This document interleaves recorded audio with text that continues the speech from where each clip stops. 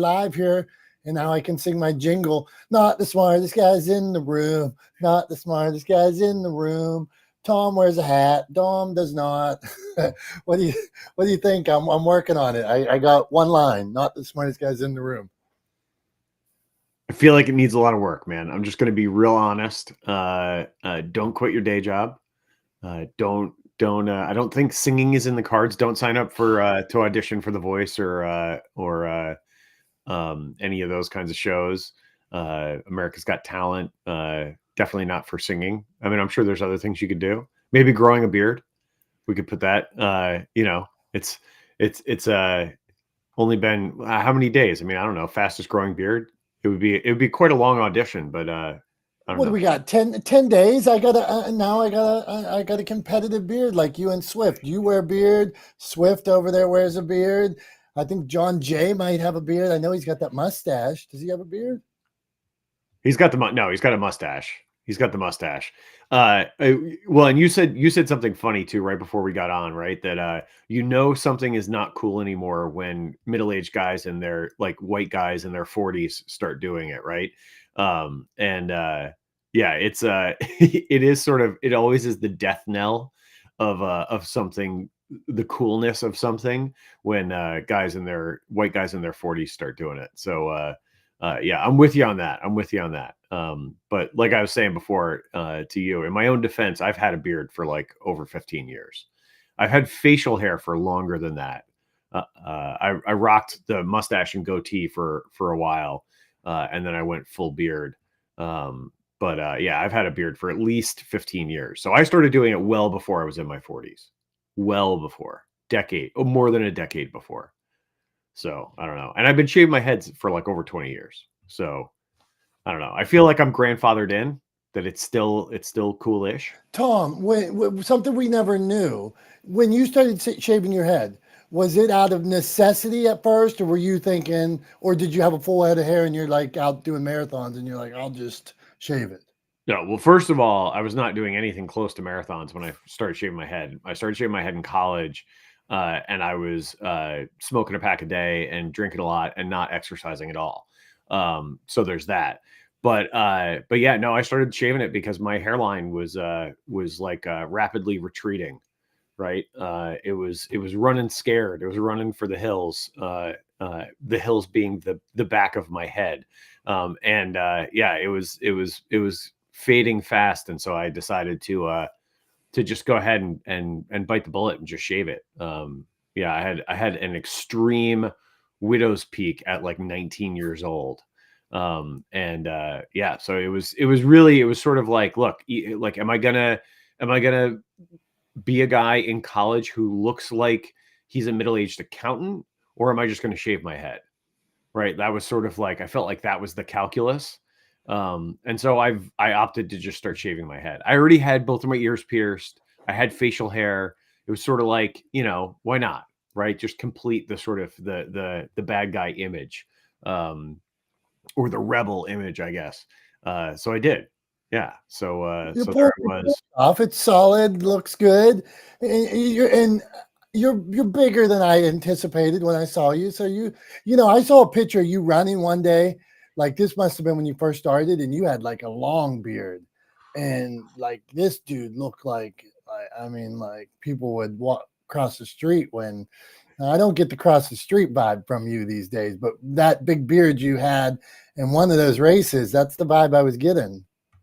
Yeah, that was about, I think that was about 5 years ago now. I decided one winter, I'd had the beard, for, like I said, more than 10 years at that point. And I decided one winter, you know what, I'm just going to let it grow out. I just want to kind of see what happens. Right. Like, and so I let it kind of grow basically down to my collarbone, like from my chin down to my collarbone. It was like pretty much my whole neck, almost my whole neck was hidden by my beard. Yeah, it was a look, but it was honestly part of the thing that I really have grown to love about not having hair and keeping my beard short is the ease of maintenance, right? Like, I can take a 5-minute shower, right? No problem. No need to dry my hair. No need to style anything, right? Like, I'm out of the shower, dry off with a towel, and I'm done. Right? So like, the fact that I would get out of the shower, I'd have to dry off, I'd have to let my beard dry because there was so much hair, like there was so much of it that you couldn't just dry it with a towel. Then I would have to like comb it.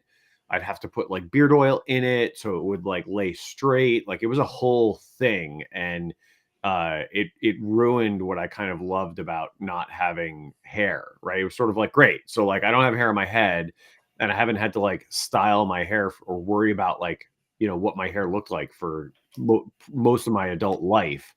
And then I'm basically trading that in to like have to spend 20 minutes making my beard look presentable before I leave the house.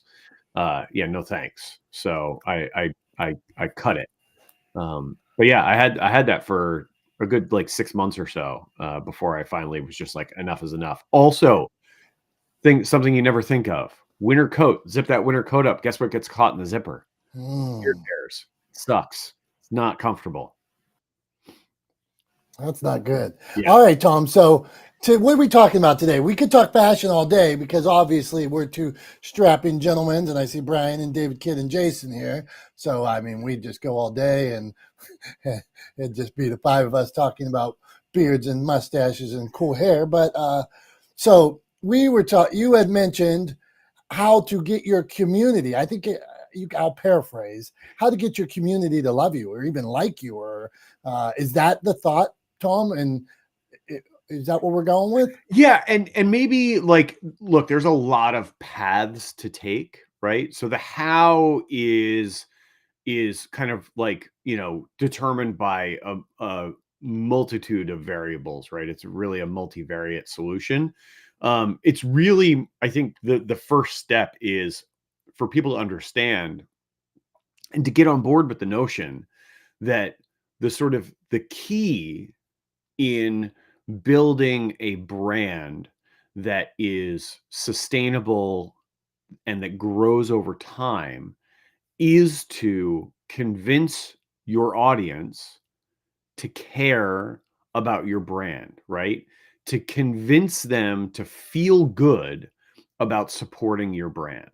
Because if you can convince someone to feel good about making a decision, in the vast majority of instances, they will make that decision, right? If you can convince someone to feel good about what they're doing, they're likely to do it, continue doing it, and convince their friends to do it too, right? So you end up with an engaged community, an audience that cares about what you're doing, that cares about your brand, that feels good about supporting it. So they continue to support it, and then also will go out and advocate for your brand, right? Will bring it to their friends, will act as a referral network for you, bringing in more people to your community.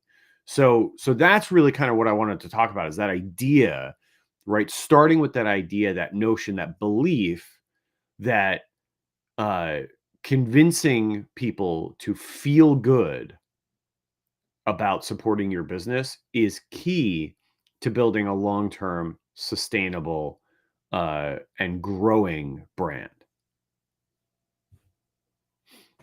Okay, Tom, I get it, and I'll let's go around, see what people have to say.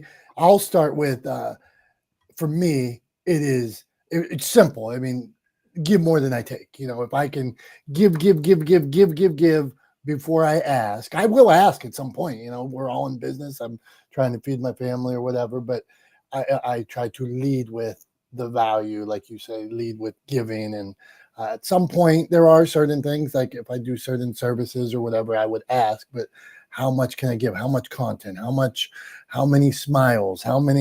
What are how much of myself and of the brand can we give? And then, at some point there may be an ask, but most of the time it's give. And people, I get and maybe I'm not good at it. I'll have people, and like Brian, I'm going to go to Brian, see what he thinks about this. Brian told me the other day, hey, Dom, you should ask more. Not ask. He said, you should promote yourself more. I must think at it, and be not good enough at it. Maybe if I'm saying give, maybe half of those I need to, maybe two more times I need to say, here's what I do clearly, so that people don't just wonder, what the hell does this guy even do? But so I'm caught in between, what the hell does this guy even do? wanting to give, and then thinking, well, I do ask, and I think I ask a good bit, but maybe I should ask more. So, not the smartest guys in the room. We're officially back. We were gone last week. Mr. Brian P. Swift, whose community does love him. Like, Brian has like ravenous supporters. When you get like to Brian's inner circle, they will like kill for him. Sorry, Brian, I'm saying it. They will like push you down to help him. Go on, Brian. Maybe fight for him is a better way to phrase that. They'll fight for him. They got his back. Maybe something like that, rather than they'll kill him. They'll kill for him. So what do you think, Brian? I about do this idea? I do have friends that have special talents that, will not kill for me. But, I think that's a dying thing today. People that will be in your foxhole when you need them. And that means more than give money and give time. That's a dying breed. I saw it in my dad's generation, and I see it now, not near as much, where what friendship means to me, it just seems to have faded to where, you can call somebody. And I have buddies that if they said, Swifty, I needed $5,000, I'd be like, got it. I wouldn't even ask why, because I know if they called me and they needed it, they'd get it for me. Or I had a friend call me from New York. His sister was getting divorced, and he was, it was a tumultuous separation. And he called me from New York, and his sister, it lives not far from me, about 20 minutes. And he said, I might need you to go over and have a conversation with the husband. I know what he meant by that. And he knew he could call me, and that if he needed something done, I would do it. I wouldn't ask a question. Those are tough friendships to have. And I don't know if you have those today, but I've been blessed with a handful of people that are like that. And then I do have a decent community, like you said, Tom, that really go to bat for you when you need something. So to build that is very special. And I think more than the ask, Dom, is showing, like for my nonprofit, showing the results of what they give. So showing people that you've given to that now are in a better position than they were before. I think that really helps build that community, is when you say, hey, I appreciate what everybody's done. Look at what you guys have helped solve, or look at what we've done. I've got 5 more people that can get outdoors and hand cycle with their families, and I've got this. So I think you have to also show the results of what you're asking people to follow you and participate in your vision giving. I'm complete. Thanks, Brian. I would just, if I could just follow up with a question. So you talked about how the value of showing, the impact, right? The sort of the effect of the support. Why do you think that helps build community? Why is that so crucial to that community? You know what? I believe it makes people feel good about their give. And even though they trust you, and even though they believe in you, I think it takes it from, I feel good about giving, to, wow. It hits an emotional spectrum in people that goes deeper than just giving, because now they see the result of their giving. And I think that gives them a better feeling of knowing the result of their giving. And I think they deserve that. I think people deserve to have that feeling. And I think that builds a little bit deeper bond in a community. Perfect. Yeah, no, I appreciate that. And I agree. I think one of the things that I find interesting is I think a lot of people really understand that, right? Really get that idea when it comes to the nonprofit space, but think that decision making for purchasing is completely different from decision making for giving. And it's not at all. It's the same process and it's the same motivations. People make purchasing decisions, whether it's purchasing a product or purchasing impact by donating to a nonprofit. Everyone makes purchasing decisions based on emotion, driven by emotion. These are emotional decisions that we make that we later justify with reason. But the initial decision, the decision is made based on how it makes you feel. And one of the examples that I get into a lot, or that I use with people when I talk about this idea, is you talk about like home ownership, right? As an example of the likely for most people, for anybody who buys a home, for the vast majority of them, it is going to be the largest purchasing decision you ever make in your life, right? For the vast majority of people. And when you talk to people about the reasoning behind the home they decided to purchase, the first answers they'll give you are, it was in the right neighborhood. It was in the right school district. It had the eat-in kitchen we wanted. It had a big backyard, right? Like they'll give you a bunch of sort of like facts about the property, right? To justify it. And then as you drill down and keep asking, eventually they'll get to, it felt like home when we walked in, right? It was a place I wanted to raise my family, right? I could see my kids running around in that backyard, right? I could imagine us sitting down to family dinners in that kitchen, right? Which are all emotional ideas, right? Emotional processes. So at the end of the day, when you drill down with people on why they make the biggest purchasing decision that they're ever going to make in their life, it's because of how it made them feel, because of how they felt about that place and that decision. That's why they made the decision. And I would argue that if you're going to do that for the most money you're ever going to spend, for the biggest purchase of your life, you do the same for $100 decisions or $200 decisions or $500 decisions, right? It's the exact same process. It's about how it makes you feel. And so for nonprofits, it's very clear. People understand it intuitively that you donate to a nonprofit whose values you agree with because it makes you feel good to support the mission and the work that they're doing. But at the end of the day, you make the exact same kinds of decisions when it comes to which hat you purchase from which company, or what kind of car you drive, or where you go on vacation, right? Or what hotel you like to stay at. All of these decisions are emotionally driven decisions. And so I think it's really important that for sure in the nonprofit space, you emphasize that for your community, but you use the same principles in the for-profit space to help build community around your brand. And you do that through a myriad of ways, but I think it's important to really remember that decision-making is decision-making, right? We don't necessarily differentiate how we make decisions based on the context of those decisions. Generally speaking, our decision-making follows a pattern, and that pattern is emotionally driven. So yeah, what do you think, Dom? I'm enjoying the conversation and I appreciate it.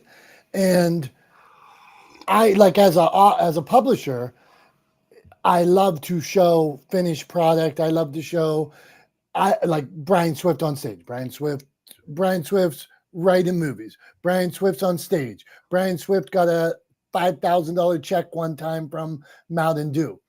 A lot of the exposure he gets for nonprofit and all the work he does is based on him being an author, based on him being a podcaster, based on him being a radio show host. So I like to show when I'm working with my other authors who someday want to be a podcaster, who someday hope to get a $5,000 check from Mountain Dew for their nonprofit, who want to see. I like to show people like Brian doing things, the finished product, the person that's further down this road using their message to get wherever they're going. I love to show authors opening books. I love to show them that moment where you open the book. I'm like, send me the video, share the picture. They're like, I don't have anybody to do it. Well, set up your phone, have somebody hold it, put your phone on your dog's back. I don't care.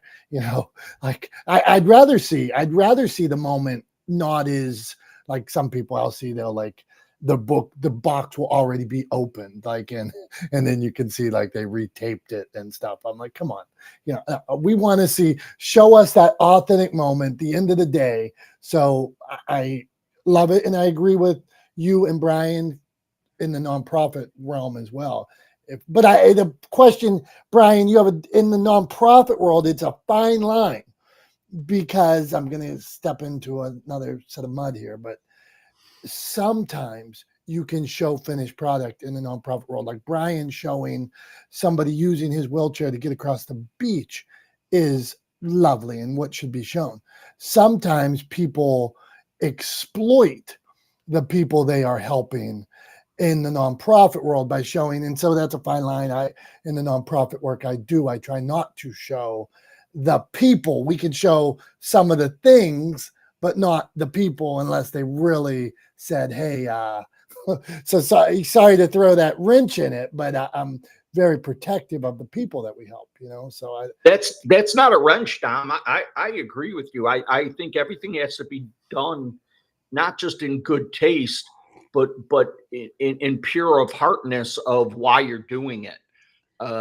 So I think there's reasons to show people with doing certain things, and I think if it's a good reason and a pure reason, I think that it's different than, like you said, some people are exploited. And Tom, to your fact, I totally agree that emotional decision is made when you buy a car, when you buy a watch, when you buy a house, when you do anything. I think people act more on emotion than they do logic with certain things. And I don't know if that's necessarily a good thing, but hopefully there's a lot of logic behind that eventual emotion, especially for certain purchases.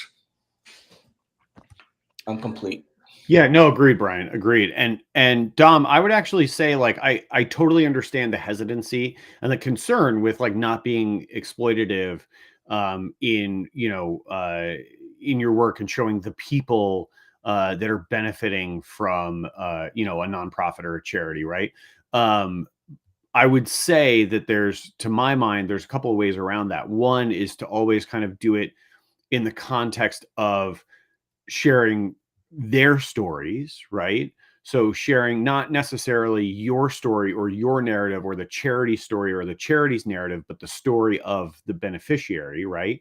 And then the other thing I would say is give them agency in that storytelling, right? It's not exploitative if they have agency in it, right? If they can formulate and direct and play a guiding role, a decision-making role in how that story is told and what is told, then I don't think it's exploitative. I just added a whole syllable in there. I don't think it's exploitative at all, right? If you give them agency, if you include them in that process, right? So I actually think it can be a really good thing and really good for them, right? Because sometimes it's important for people to share their stories, to help other people to unburden themselves for feeling like they've had to sort of live in the outskirts or in the shadows, and not being able to bring their story to light or shine a light on the circumstances that put them in the position that they were in. So all of those kinds of things, I think if you give them agency in the process, then it's not exploitative, and in fact can actually be not only beneficial for the charity and the charitable works that you're doing, and then nonprofit, but also, cathartic and beneficial for the people whose stories you're telling, right? I mean, and all about that when it comes to publishing, right? Like, for yourself even, right? The book about your relationship with your mom was, I'm sure was incredibly cathartic for you. Writing that and then putting that book out really helped you, and you hope helped other people, going through similar things in their families, battling Alzheimer's. So, I think, I think it can be really helpful to share those stories. So I would just look at it, kind of maybe try to look at it through that lens, rather than thinking that telling those stories is always by definition an exploitation, because I don't think it has to be. Truth. Well said, Tom. And something for me to walk a line, and I'm trying to figure out like all this, how to make sure I walk that line tastefully. Not the smartest guys in the room. John Jay, this is a perfect person to talk to about this, about communities that embrace you.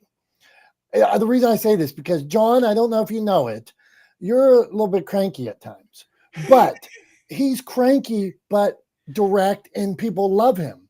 I think his community loves him. I love him. I consider myself in his community. I saw something the other day. It came over, and I'm like, that's a good deal. And then I saw like John. It was like you could be in John's like extra, like where he gives tips, and I'm like, that's pretty good deal. And then I see he has a coaching thing with Kevin Keppel soon. I saw it, and I'm like, I might do that. So I'm saying I love this guy, but he's a bit cranky. So John, admit to your crankiness, and then we'll allow you to speak on this subject. But what do you think it is? How do you think you get people to embrace the community so well? He said, I'm not embracing that. You called him cranky. He's not. He's like, forget you. I'm not doing it. All right. You know what? I don't find John cranky. I find really adamant and passionate about his beliefs. And because he's got such a strong voice, I think he may come off cranky to some people, but I don't find him cranky because I don't think he uses cranky words. I find him passionate and very adamant about his beliefs. And I guess I respect that when somebody's that adamant, because he doesn't use cranky words. That's just my opinion. I'm complete. Yeah, and it doesn't scare me. I find a charm in it that this guy's direct as can be. Like, that's how I see it. But I'll say cranky just to work him up. Maybe an endearing curmudgeon. John popped on. John, what do you think? Yeah, I'm a little cranky. And I'll just say this. There's, in this app in particular, there's so many people that, let's just call it what it is. They're just full of it. They hear something that sounds good and they repeat it ad nauseum. And all they're looking to do is separate you from your wallet, lighten your wallet. That's all they're out for. Those kind of people irritate me to no end. The only place I'm really cranky is in my own rooms. I'm an old school guy. I don't disrespect people in their rooms. I don't respect it. Like, this is not my room. This is Dominick and Tom's room. Even though I may disagree with them adamantly, we can disagree. That's fine. However, if you are disrespectful to me in my own house, in my own room, and try to make it about you, and then make the mistake of yelling at me, you're gone. I'm not tolerating that nonsense. It's just not happening. Thank you. I 100% agree, John, and definitely respect that. First of all, I appreciate that you come here every week. We value your opinions. We value having you here as part of our community, and appreciate the fact that you respectfully, can have disagreements with us, that we can have those kinds of dialogues back and forth and share each other's opinions and walk away from it, still respecting each other and not have it, devolve into personal, ad hominem personal attacks and that kind of stuff. So just wanted to say that first, right off the bat. And second of all, I guess maybe I'm old school too, because I 100% agree with you. And I think Dom would say this as well.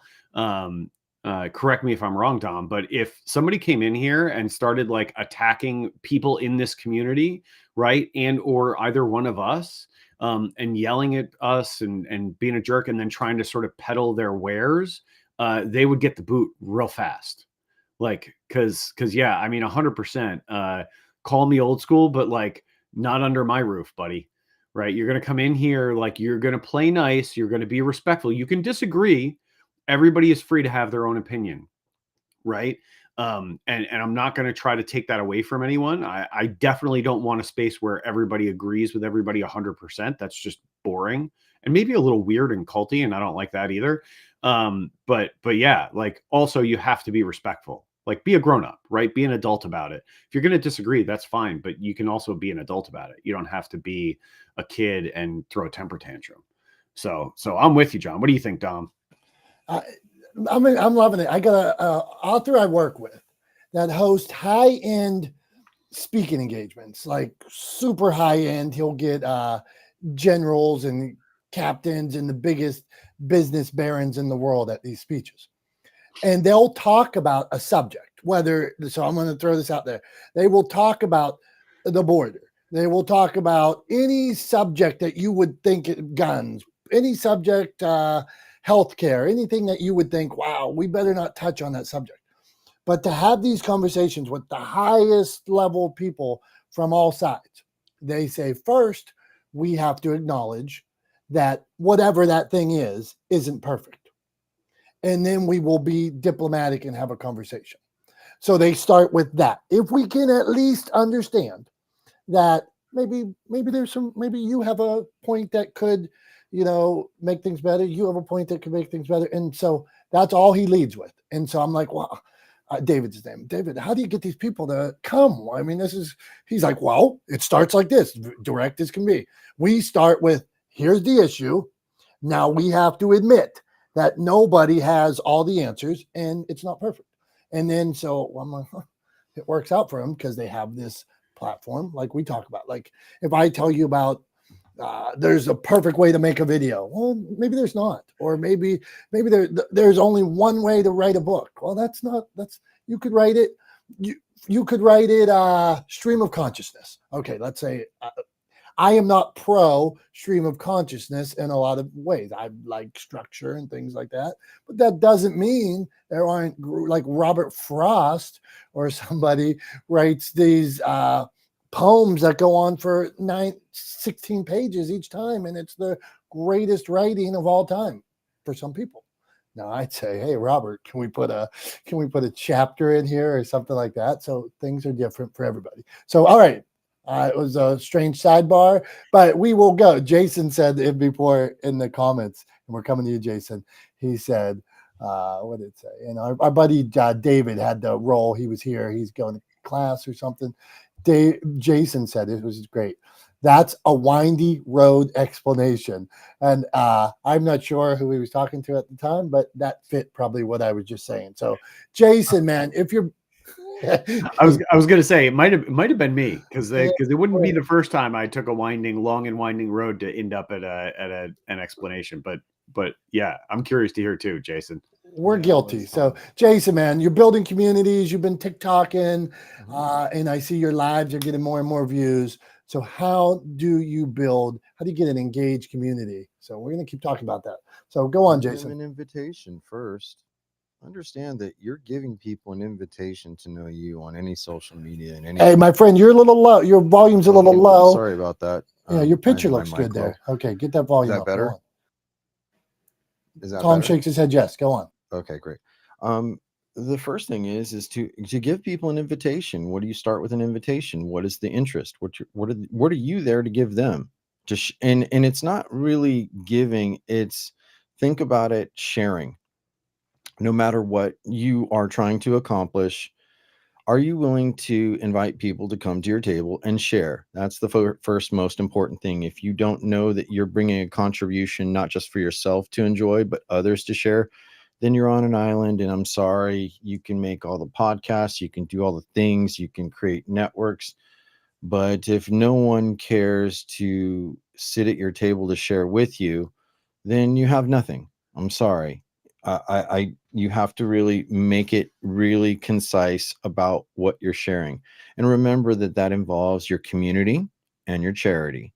Those two big words are so very important to any network, any brand, and when you know that the community and the charity of what you give, it's a contribution of investments to help circulate activity, actions, and thoughts. If you can't get that down, you're wasting time. And a new thing is never get caught, a thing that I try to practice is never get caught complaining to yourself or others, which I fail, but I try to. So like there's things like, for example, can you handle a disagreement with somebody? Say like we're on air, right? Can you handle a disagreement with Tom or John or David or Brian or Dominic? Can you actually make an articulate disagreement without taking personal offense. It's easy to explain, hey, mess around and you find out the consequences. That's giving way too much leverage every single time. But if the calmer person, the more strategic person's like, okay, now you showed me who you are. Is it going to be a contribution and community of my network to the brand that I develop and I build? If it's not doing that, you're a failure. I will say, I try to always bring a value to share at this table right now. It could be recorded, someone could listen to it, and someone will be like, hey, I want to know what that guy said. Why did he say it that way? Because through a lot of life failures and accomplishments, that's the conclusion I've met. So I'm going to stop there. And thanks, guys. Thanks, Jason. So out of curiosity, I don't think you answered the original question. I appreciate your thoughts. Don't get me wrong. He was being nice to you, Tom. Maybe he didn't want to say. I want to know. Like, yeah, if it was me, particularly call me out. I want to hear it. Yeah, Tom, you have I think what's happening and what I'm observing is you got so many right thoughts and put it into the right frame for you. So what happens is you're not getting to the point. You give a long explanation. I'm like, well, how in the hell is he talking about branding and getting people to want to follow if he's giving all these extra things? That's like extra explanations when you only have an hour. And I'm like, let's get to the point. Come on. I'm with you on the ride, bro. We're going uphill. Come on, let's see where the finish line is. What's the point? Because if we can't get to the point of what we're sharing at this table, then what are you doing? I mean, that's not me being harsh. That's me being a realist that loves listening to you. And, you've accomplished certain things more than I have. But it's like, if you are not thinking about that answer, giving yourself exactly 30 seconds, you've lost your audience, you lost your public, and maybe jeopardizing your community of what you have. So if that's what you want as a call out, then that's what it is. But I follow you and I listen and I try to be as respectful as I can be. I appreciate it. I appreciate the feedback. Yeah. And I would say, honestly, I think the point is to spur discussion, right? So even if the discussion that ends up being on is that I took a long time to explain the ideas that I was trying to convey to get the conversation started, fine. Like, I've never been accused of being short-winded in my life. So I will accept that. It is a quirk, an idiosyncrasy of my personality, and I'm totally okay with it. But yeah, too, I think, bro, it's all good. I do it too. yeah, no, I appreciate it. But yeah, I mean, I think honestly, Ditto. Go on. Sorry. the point is to spur conversation. Honestly, that's the point. Like, that's what I'm trying to do, is to try to get people to engage in a conversation. And I try to give people as many different sort of handholds or toeholds as I can in order to do that. So that's kind of why I give a lot of different examples and try to paint things in particular ways so that people A, can understand them, or B, can identify with them so that they have a better opportunity to engage in the conversation. But that's why I do it. Could I be a little bit faster about it? Absolutely. But I don't know if I ever will. Hey, this is fair. I want to tell you something nerdy. So I love Lincoln. Read all these books about unknown Lincoln, all this stuff. Love them. So one of the books I read was about, like, it broke down the whole Gettysburg Address, and so it's 300 pages of how he got to the Gettysburg Address. And there's this: the house divided will not stand. This was in an inaugural address he gave. This house divided will not stand. They trace back his Gettysburg speech and this house divided will not stand for like 20 years. And they show you where he started to use pieces of these speeches. And so what you see, let's say Tom or Jason or me, we, as you articulate these ideas, and like, let's, like, Tom with value first, lead with value always. He has worked on this over the years. I'm sure he didn't start with lead with value always 20 years ago. I'm sure he was leading with value, but to be able to say it so succinctly and so clearly, it took time. And so sometimes as we answer questions and something comes up, we might stumble because we're thinking about it. And then later on, Jason will do a podcast or video at some point, and it'll be so clear that you'll be like, man, he nailed that. Hold on, I'm reading Jason saying, and one of the greatest read attorneys in history, one of the greatest read attorneys in history. Absolutely, Jason. He's given Lincoln some love, so yeah, I'm a fan. All right, not the smartest guys in the room. We're back today. I wanted to, David, anybody that wants, you guys with tickets down at the bottom, please join the room. We do this every week on Wednesday. We love to have you. We talk about all things publishing, podcasting, social media, production, and we just really dig into them. Today we're talking about building community, how we grow a community, how you get your community to love, support, to think about you. Jason's making me laugh. He said Lincoln was long-winded as well. Not when he gave the Gettysburg Address that was 30 seconds or 3 minutes and 32 seconds or something. When he got off the stage, imagine one of the greatest speakers of all time. When he got off the stage, he thought he failed miserably. Oh, no, he was hot-tempered and long-winded in his case law. Like, some judges kicked him out of court because he couldn't make a point or wrap his summations. So Lincoln was a character. He was a long-winded, and I'm like, how in the hell did he get anyone to follow him? Yeah, right, man. So, all right. So here's a question I could ask. I'm going back to something. John Jay, I came to you earlier and asked you this question, and I just want to, why, here's what I want to get to on it. Like, you built big communities now. Why do you think they are so loyal? And I want to be more direct with that. I'll give you an example. Dominick, how are you doing after your surgery? Are you recuperating well? I am almost doing jumping jacks. If anybody's watching on the live stream, I'm moving my hands. It looks like a jumping jack. Go on, John. And here's another example. If you're able to spend the day with your mother, what would you do? As compared to me saying, my mother's in town visiting, she's 88, we're going to go do this.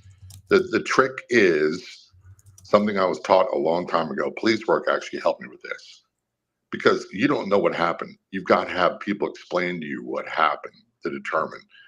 So if you want to make friends at a dinner party, the fastest way to make friends is to get them to talk about themselves. When we focus on them and not you, when we focus on what is in relatable content for them and not you, or the product or service you offer, the faster you will grow. The more they will think you care. There's an old saying that's thrown out quite a bit. People don't care how much you know until they know how much you care. When you make it about them and everything you do, you will grow much faster. And people think, hey, they like me, they care about me. But when you start, and I'll give you an example very quickly. This is the classic mistake that a lot of people make with social media. They'll post it and use Facebook example. Hey, do me a favor and check out my latest show and follow me on YouTube, whatever it might be. You are making an ask. Nowhere did you say, hey, this is something that's common that everybody can relate to, the audience you're going for. And I'll close on this. A lot of the great charities, they have commercials. And the very first thing they do is they appeal to the emotional side of you, the potential consumer. We use the pet commercial as an example. All these pets dying. I can't even watch it. I turn it. They get a reaction. It works. Wounded Warrior. They talk about what they're doing for people. They don't talk about them. They talk about the people. And that's the thing. The more you focus on the people and what's in it for them, the faster they will follow you. The more you focus on telling them about you, what you offer, what you do, how you're an expert, how you know this, the more people will ignore your ass. And they just won't come back.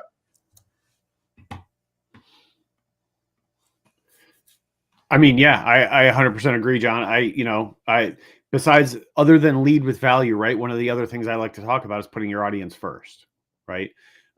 Because ultimately it's about them. It's not about you. I know you embrace that idea when it comes to your radio show, that you're very focused on making sure that the conversations that you have there and the content that you're delivering is the content that your audience is showing up for. Right. And yeah, so I 100% agree. You got to remember, always remember, it's not about you, it's about them. Speaking about them, AKA me, Dom, I'm curious to see what you've got for show and tell this week. All right, let's do it. I'm keeping it simple. You guys know I had surgery last week, so I Dom, decided, don't show us the scars. I could show you now. I'm not ready to show any scars yet. So Uncle Dom and his surgery scars would be so awesome for show and you tell. know, if they kept making more knives in my stomach, it might look like I have abs just because all the scars. I'm like, hey man, can you just make those sideways instead of up and down? And then it would look like, okay, so I'm going to keep it simple. I didn't want to get up and walk today, so I'm sitting at my desk and I'm like, damn, I better produce a show and tell. So here it is. We started finishing my basement right before I went down for surgery. We're moving along. Me and my father-in-law, Liz helped, my daughter helped. She helped me put up some insulation.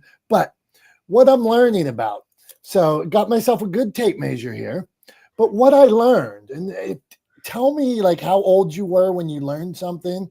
And I don't know if I'm wrong about this or this is just, so I always heard like 16-inch studs, like everything needs to be on 16-inch when you build.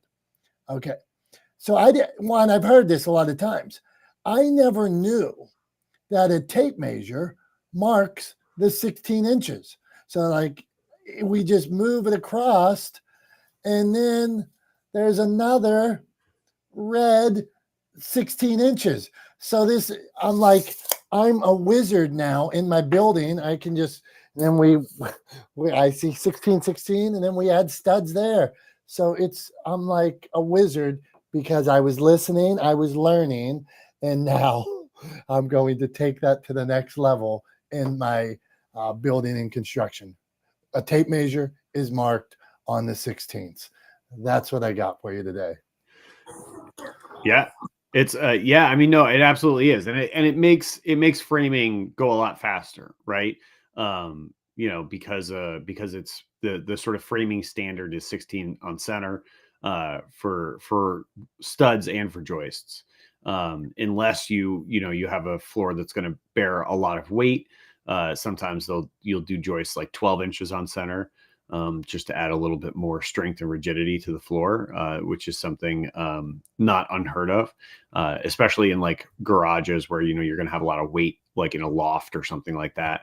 They'll do that. They'll put the floor joists like 12 inches on center to add a little extra rigidity. There's something else fun about tape measures. A little fun fact about tape measures. I wonder if you know. So the end of that, the little hook on the end of that tape measure kind of wiggles around a little bit, right? Like in and out. There's a little bit of play in it, in and out, right? Yeah, gotcha. Yep. Just a little tiny bit, right? It slides kind of in and out just a little bit. All right. Do you know why? It's a shitty tape measure. I don't know. No, and that's what everybody thinks. Everybody's like, why can't they rivet this thing so it doesn't move? Right? People are always annoyed, but there's a really good reason for it. Do you know how much it moves? I'd say a 1/16. It moves exactly the thickness of that little piece of metal, that hook on the end of the tape measure. And the reason why is because if you were to hook that over the end of a stud, right, and pull that tape measure out, you get one measure. But then if you were to push that tape measure into a corner, right, you would get a different measurement. Your measurement would be off by a 16th-ish, right, because of the thickness of that piece of metal.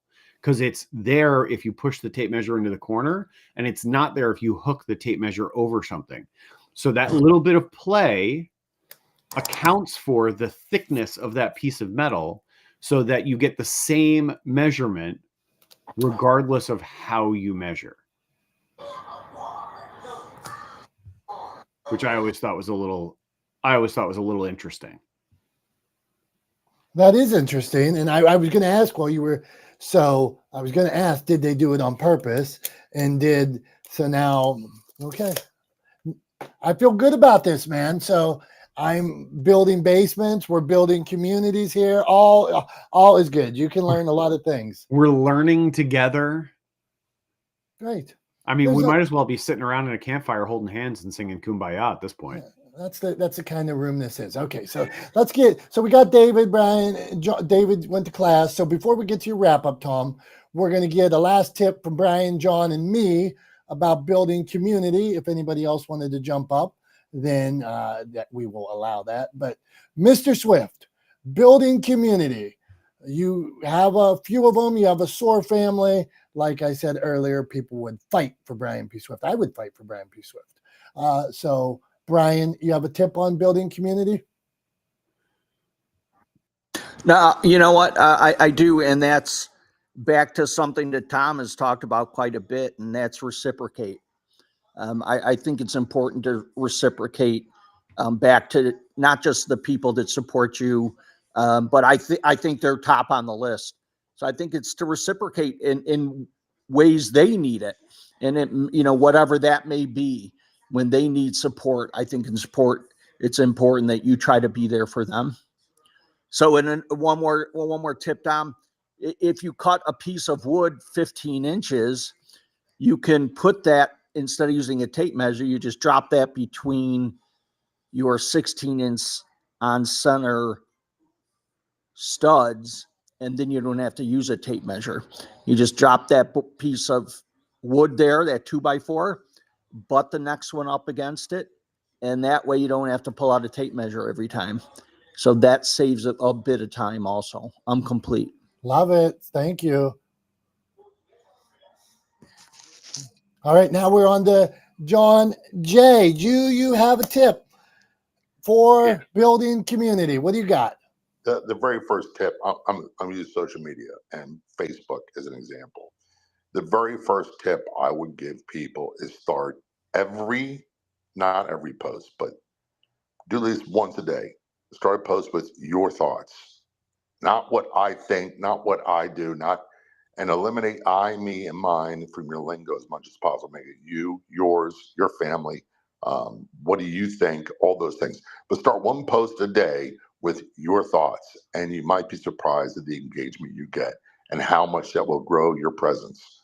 That's a little tip from me that works very well. Good stuff, Mr. John J. Appreciate all you. I'm going to piggyback on Brian and John's. Like, for me, it's just give first. I believe in karma. So I'm out there just like, I think like if I do enough good, if I support enough people, it probably ends up coming back in some way. So I'm just always it'll work out.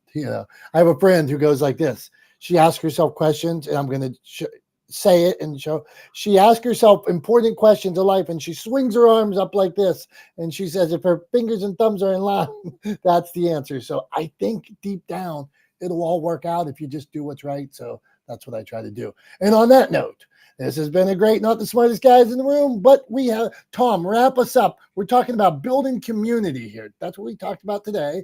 Talked about the tape measure and some other things, and good hair and beards. But now, good hair, beards, tape measure, building community. Figure it out, Tom. What do you got for us? Thanks, Dom. Thanks for setting me up for success. I actually want to take it back to something that you talked about and Brian responded to a little bit earlier in the conversation.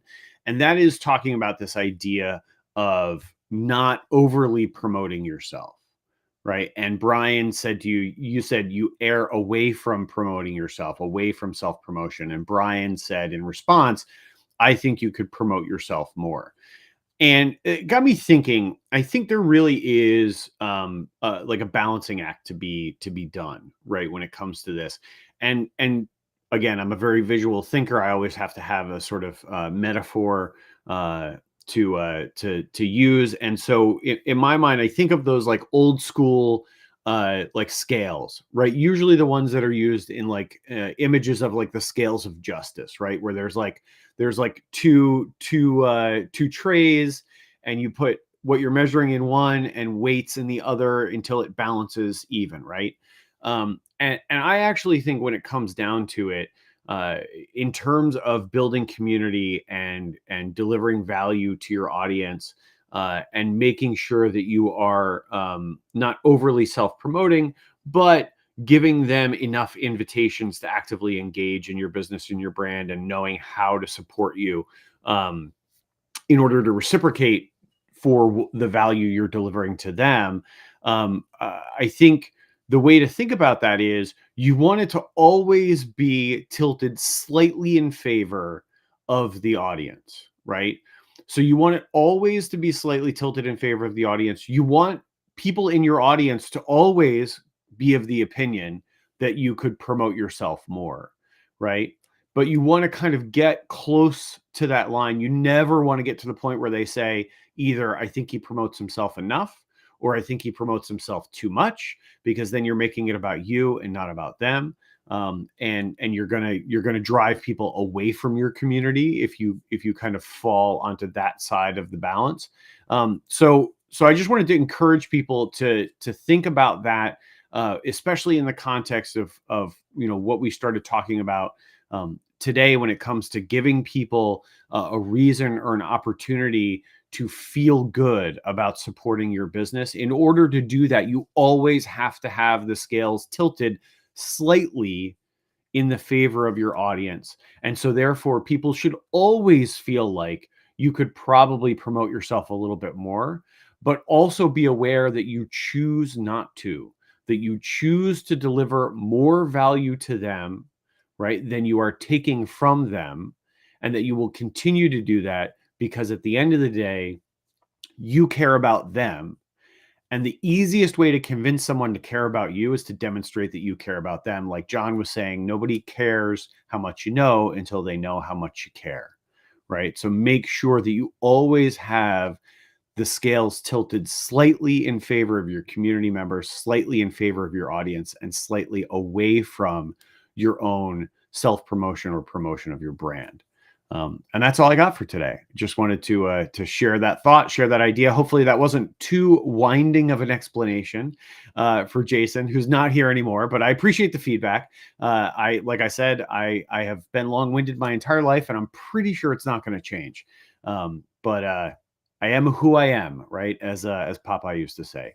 So anyway, with that said, thanks everybody for being here. I got so winding, I lost my train of thought there for a second.